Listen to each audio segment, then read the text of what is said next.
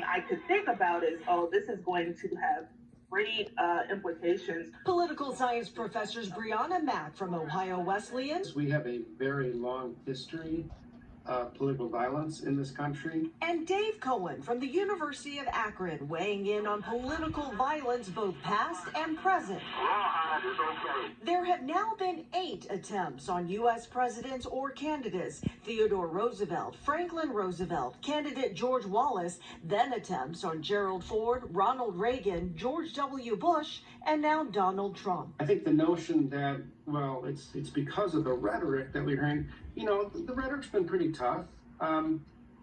But we have this long history of this. And as Republicans gather in Milwaukee, in the heart of downtown, the Hyatt Regency, the former site of the Gilpatrick Hotel, where in 1912 Theodore Roosevelt was shot in the chest during his comeback campaign for a 3rd term in office, the bullet going through his glasses case. He famously continued his speech saying, quote, "It takes more than that to kill a bull moose." Now many drawing parallels to the Trump attack.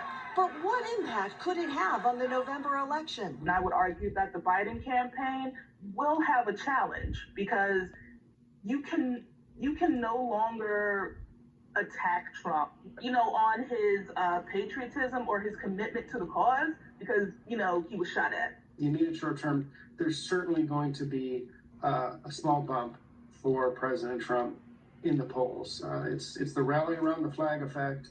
The rally around the flag effect, Cohen says, doesn't last long, on average 2 to 2.5 months. Both professors say it is too soon to tell how the Trump attack will ultimately impact the November election. After all, despite a rally around Roosevelt in 1912, he ultimately lost to Woodrow Wilson.